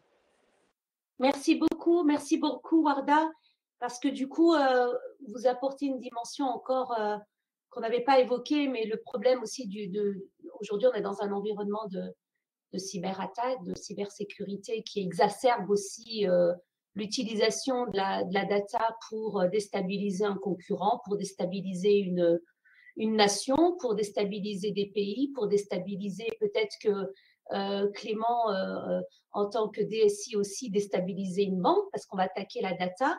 Donc, merci beaucoup. Je rappelle aussi que dans ton livre « L'humain à l'ère de l'IA », il y a la phrase qui va juste en dessous est intéressante, comment la technologie rebat les cartes de nos vies et comment y faire face. Donc là, on est tous impactés. L'exemple de la voiture, il est concret. Donc forcément, on est impacté. Donc on ne va pas peut-être forcément s'orienter sur un produit aussi spontanément que ça. Donc à un moment donné, se pose la question aussi de savoir comment cette IA va changer la donne également dans notre vie. Donc peut-être... le temps passe, c'est passionnant, il nous reste 25 minutes, mais c'est peut-être d'aller sur cette question de comment sensibiliser la population, les autorités africaines justement à ces enjeux-là. Est-ce que vous auriez peut-être, vous, des éléments de réponse à votre niveau? Ça peut être, par exemple, pour un DSI, de créer des clubs de DSI pour sensibiliser à ces enjeux-là. Ça peut être, et je donnerai la parole à Imed aussi dans ce sens-là, avec Mohamed, peut-être Amine, sur les populations plus jeunes, donc la jeunesse. Quels sont d'après vous les outils qui sont disponibles pour sensibiliser tous les acteurs de la société civile, que ce soit évidemment les institutions publiques, mais également donc, la population à votre niveau. Donc, c'est une vaste question, mais en même temps, par vos fonctions respectives, eh bien, vous avez des retours d'expérience qui nous intéressent et qui nous permettront aussi, au sein du CDA, d'alimenter nos réflexions et d'avoir des pistes de réflexion qu'on pourrait traduire aussi par des préconisations. Donc peut-être Clément, on retourne au Burkina Faso, donc de votre côté, en tant que DSI, en tant que Burkinabé aussi, comment pour vous, quelles sont les actions, quelles sont les idées qui pourraient permettre de sensibiliser, alors soit les acteurs économiques de votre côté, si vous voulez aller sur ce terrain-là, à ces enjeux d'intelligence artificielle et d'éthique. Comment, d'après vous, quelles seraient les actions à mettre en place? D'accord, merci beaucoup. Comme Linda l'a dit, le débat est fort intéressant. Alors, je dirais que effectivement, pour combler ce vide qui concerne un peu la maturité en matière d'intelligence artificielle, il y a trois aspects qu'il faut travailler, selon moi. Et en fonction aussi de ces trois aspects, évidemment, tout ce qui est de cadre réglementaire adapté et flexible autour de la suite. Alors, il faudrait qu'on aille avec une logique d'avoir de l'intelligence artificielle avec l'humain, c'est-à-dire dans une perspective d'humain augmenté, donc qui va renforcer ses capacités. Mais le deuxième volet, donc avec l'humain, pour l'humain, ça veut dire centré sur l'intérêt ultime de l'humain. Et troisièmement, par l'humain, le contrôle en fait de cette intelligence artificielle par l'humain. Et donc, ces trois aspects réunis vont amener donc à réfléchir sur un certain nombre de thématiques, notamment de formation, pour pouvoir amener tout individu africain qui va contribuer justement à l'essor de cette intelligence artificielle en favorisant justement dans les modèles, en favorisant dans les entraînements tout ce qui est protection de données personnelles, tout ce qui est transparence algorithmique, voilà, tout ce qui est responsabilité d'entreprise, que ce soit les startups, les banques, qui sont justement en face et qui font de la collecte aussi massive et qui, pour des besoins internes, font recours donc à l'intelligence artificielle pour accélérer certains traitements, donc vont devoir justement contribuer ensemble à ces différentes problématiques dont on a abordé depuis le début de ce panel. Donc, il faudra sans doute penser justement pour sortir aussi de ce défi de souveraineté technologique et de dépendance extérieure, renforcer les capacités justement de tous les acteurs en matière de technologies liées à l'intelligence artificielle, au contrôle critique en fait de tout ce qui est infrastructure. Et c'est là on peut envisager des sandbox qui vont permettre aux startups, aux entreprises d'expérimenter des solutions IA et de profiter de ce biais pour renforcer la formation individuelle, donc en organisant régulièrement des séances de formation ciblées qui tiennent compte en fait de cette différence de culture pour adapter en fait le contenu de tout ce qui est fourni comme élément de formation. Parce que, comme on l'a dit depuis le début, cette diversité fait que nous avons beaucoup plus de problématiques. En Afrique, je dirais qu'on a beaucoup plus de diversité culturelle qu'ailleurs.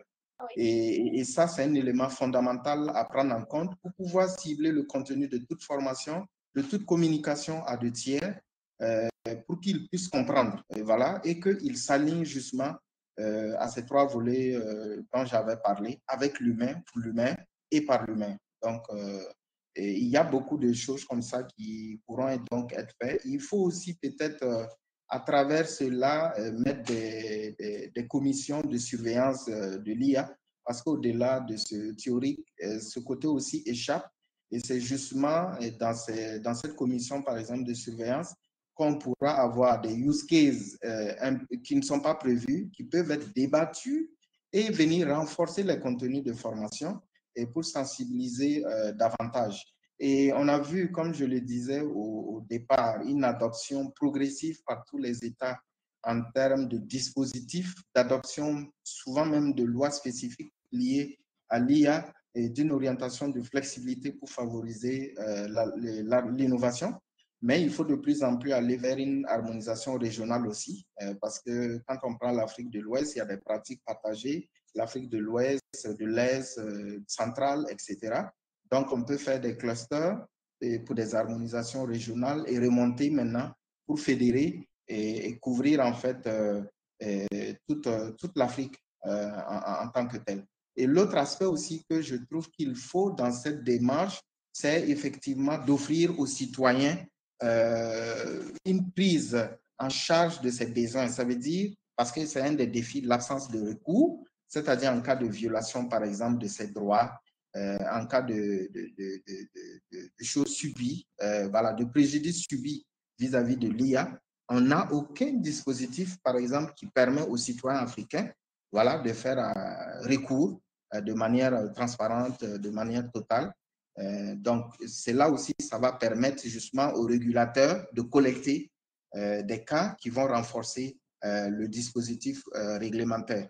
Et j'ai aimé justement quand Balkissa disait, on ne peut pas couvrir tous les aspects parce que c'est tellement évolutif, mais si on a des lignes directrices qui sont mises en place avec tout ce que j'ai donné comme éléments de couverture qui vont permettre d'enrichir dynamiquement ce cadre en fonction des constats et autres, ça va justement renforcer et permettre d'aller progressivement. Et dans la loi, en mettant une priorisation, par exemple, on peut se dire des domaines comme la santé, l'éducation, les finances sont des domaines assez prioritaires.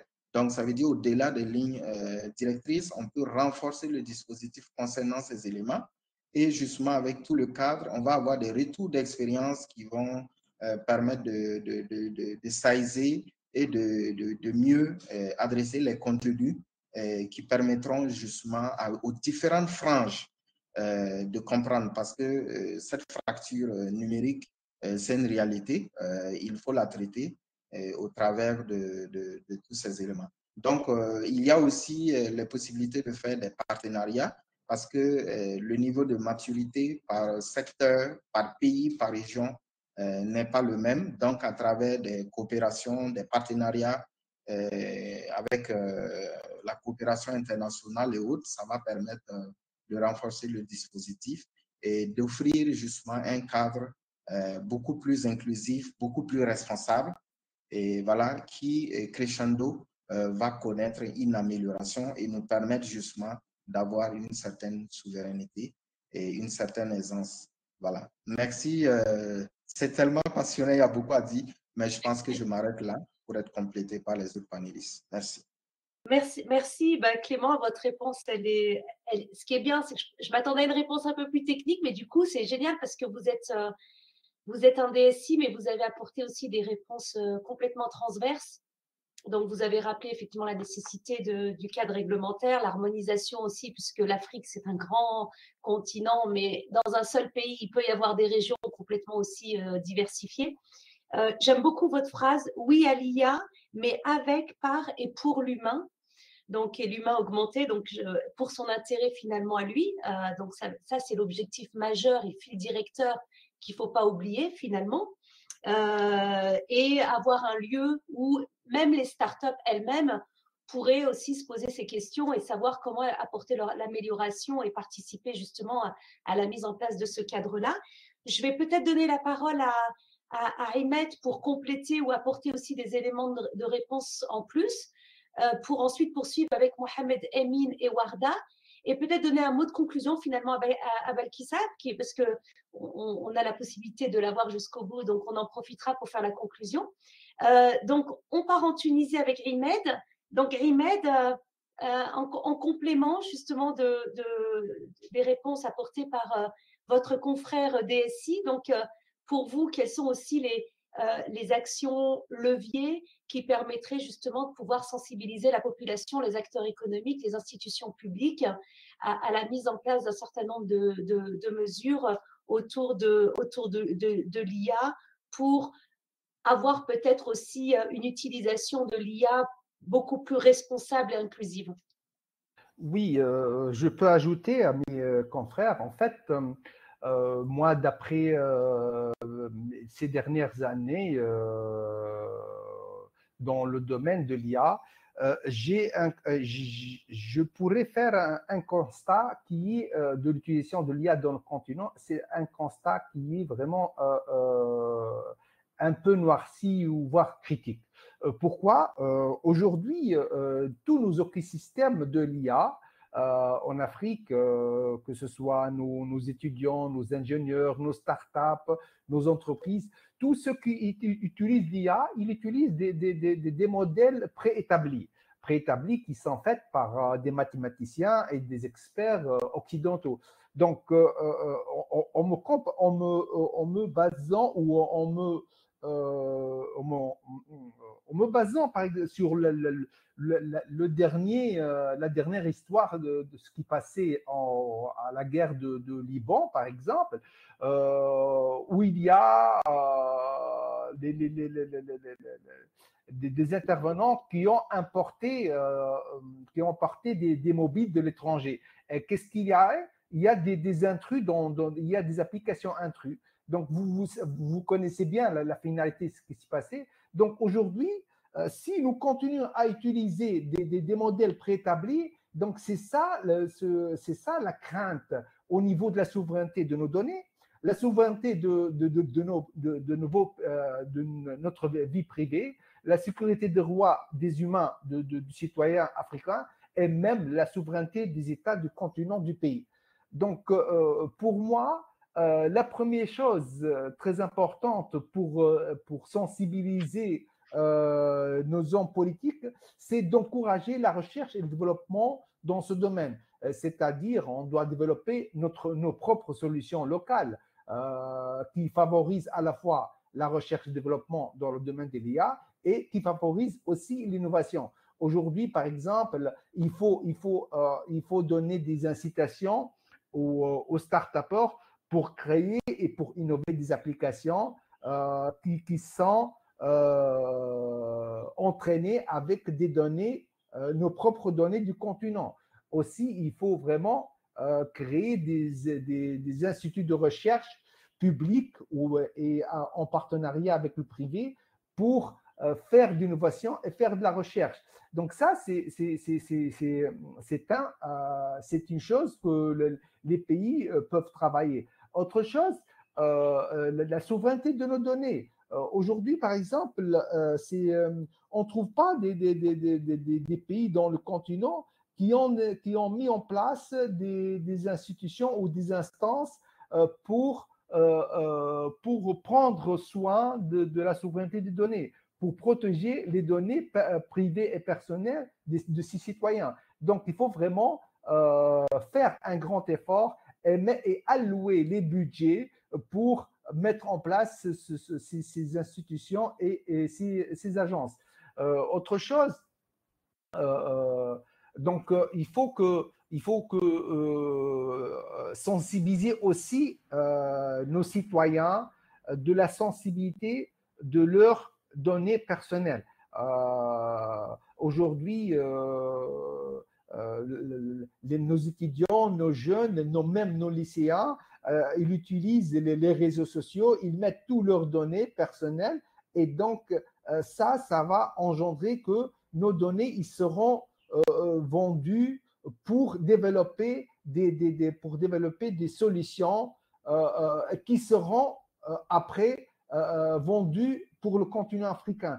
Et dans ce cas, ils peuvent mettre des applications qui portent atteinte à nos vies privées. Deuxième chose. Troisième chose, il faut vraiment développer un cadre juridique qui soit flexible et évolutif.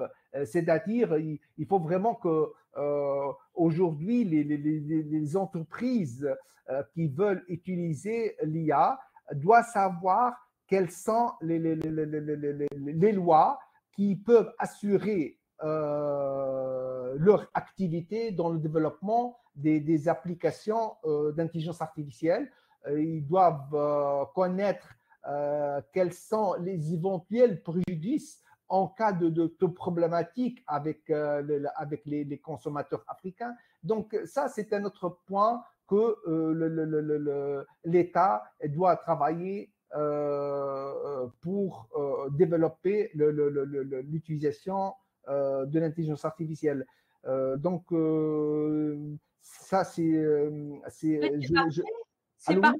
Oui, oui, c'est parfait, Rimet. Comme il nous reste 10 minutes. Oui, donc j'ai terminé. Donc, il faut vraiment faire un effort. Il faut que les pays africains, les gouvernements, les hommes politiques doivent avoir la volonté et la conscience qu'il faut vraiment faire nos propres IA. Merci, merci Rimet. Donc, on a noté, créer les conditions pour les startups d'alimenter justement ces recherches et ces éléments de réflexion, notamment en les aidant à développer justement des applications. Mais au-delà de ça, c'est de leur permettre un cadre aussi pour venir alimenter l'innovation. La souveraineté des données, effectivement, c'est un sujet qu'on a abordé. Et puis, on retrouve toujours ce cadre juridique. Mais vous avez rajouté un point important, Rimet, c'est la veille finalement juridique. Au-delà de l'aspect juridique, on est dans un environnement qui continue tout le temps à évoluer. C'est de la veille juridique, être à l'affût justement des modifications qui pourraient être liées à cette réglementation. Il nous reste très, très peu de temps. Mohamed Amin, vraiment en 2 minutes, et venir peut-être compléter. Je sais que vous avez plein de choses aussi que vous auriez pu partager parce que vous êtes docteur en sciences de l'information et de la communication à l'université de Côte d'Azur. Donc, je sais que vous êtes aussi en lien avec le monde académique. En 2 minutes, pardon, 2 minutes aussi à Warda, puis laissez 5 minutes à Balkissa pour la conclusion. Merci Mohamed Amin. Il n'y a pas de problème, merci à toi. Alors pour conclure, si tu veux, par rapport à toutes ces questions-là, je dirais que pour faire face, pour affronter, pour pouvoir gérer, c'est peut-être le mot juste, les défis que nous rapporte et les opportunités aussi que nous rapporte l'IA en Afrique, c'est premièrement de se mettre en tête un principe universel qui est très classique d'ailleurs, que tous les DSI connaissent d'ailleurs, et qui dit que nul ne peut informatiser le désordre. Donc pour pouvoir profiter de l'IA, il faut d'abord créer le contexte et créer les conditions nécessaires pour que cette IA puisse survivre et puisse donner des résultats chez nous en Afrique. Ça, c'est un principe universel. Le deuxième principe que je voudrais partager aussi, c'est que quels que soient nos efforts juridiques, la technologie, elle a toujours été plus rapide que l'effort du juriste.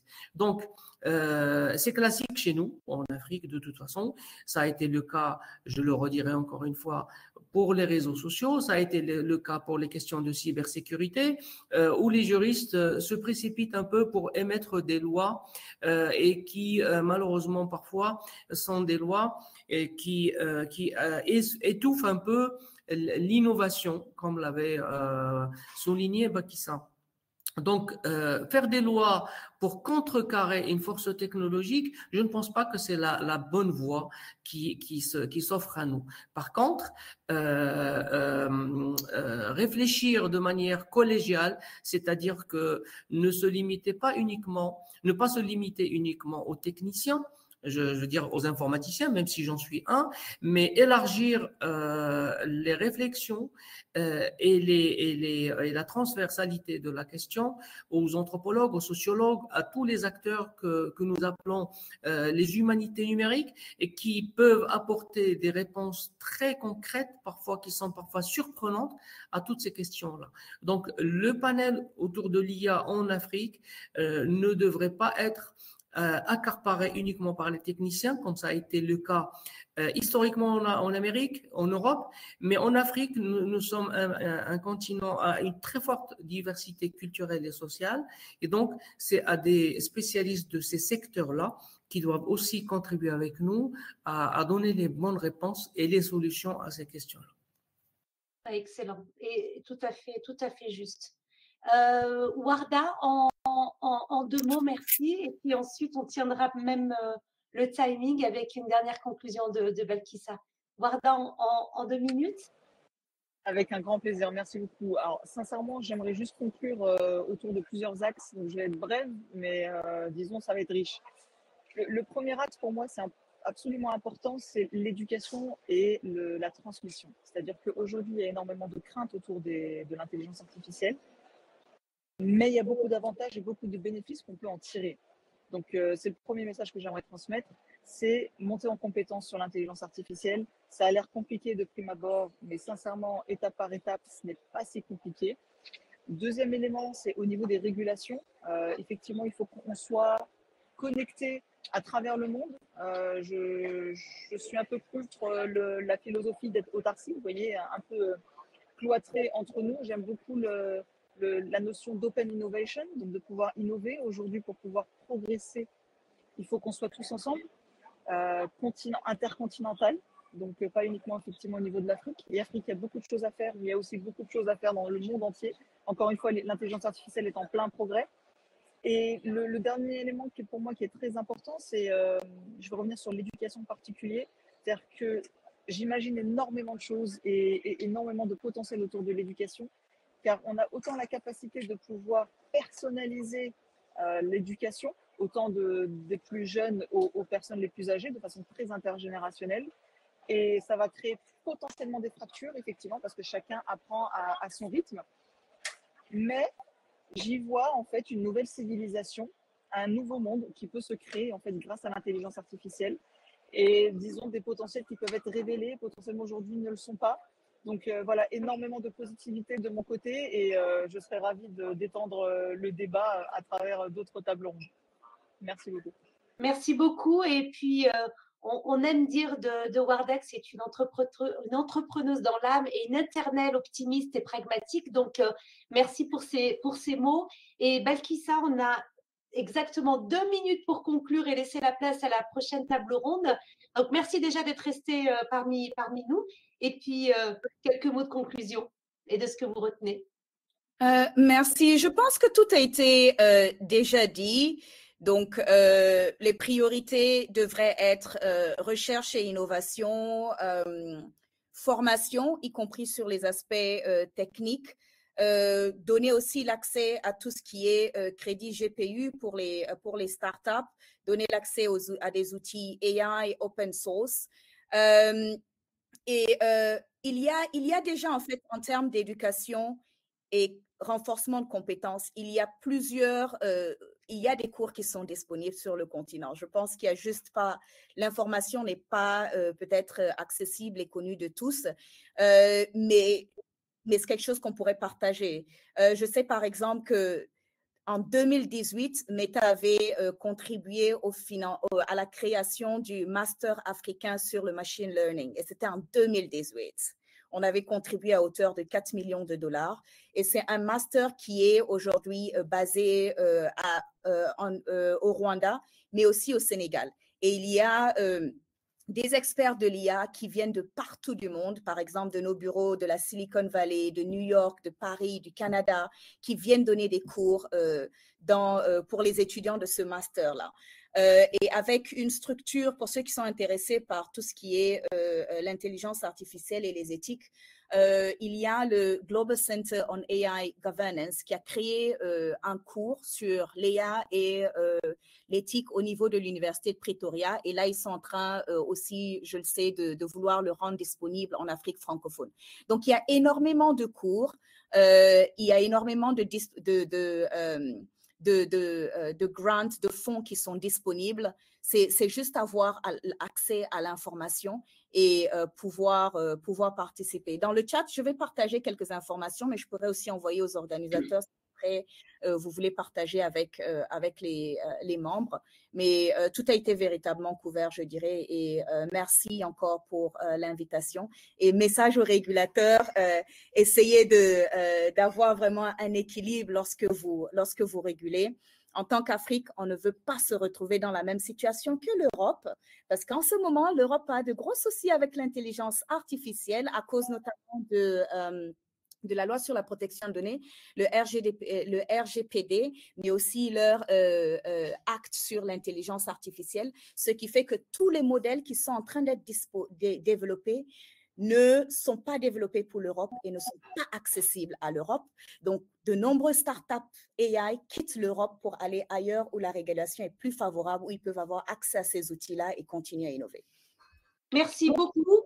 Je vais donner la parole à Amadou.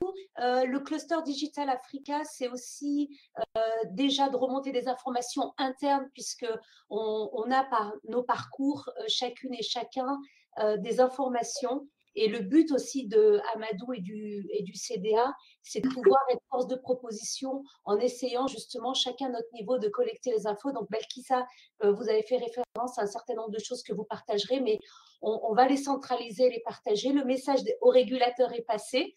Donc, merci beaucoup. Et moi, je vous remercie à chacune et chacun d'avoir été présent. Et je donne la parole peut-être à Amadou, si tu es là, Amadou.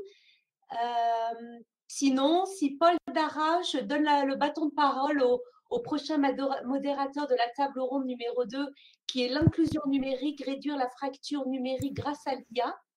Donc, si Paul, tu es là, je te laisse la parole et je remercie donc chacun de nos speakers et d'avoir été présents. Belkissa, merci. Warda, Mohamed Amin, Rimet et Clément, merci beaucoup d'avoir répondu présent à cette table ronde et vos parcours sont impressionnants et on sait qu'ils alimenteront également les publications du CDA et toutes les réflexions en interne. Merci infiniment.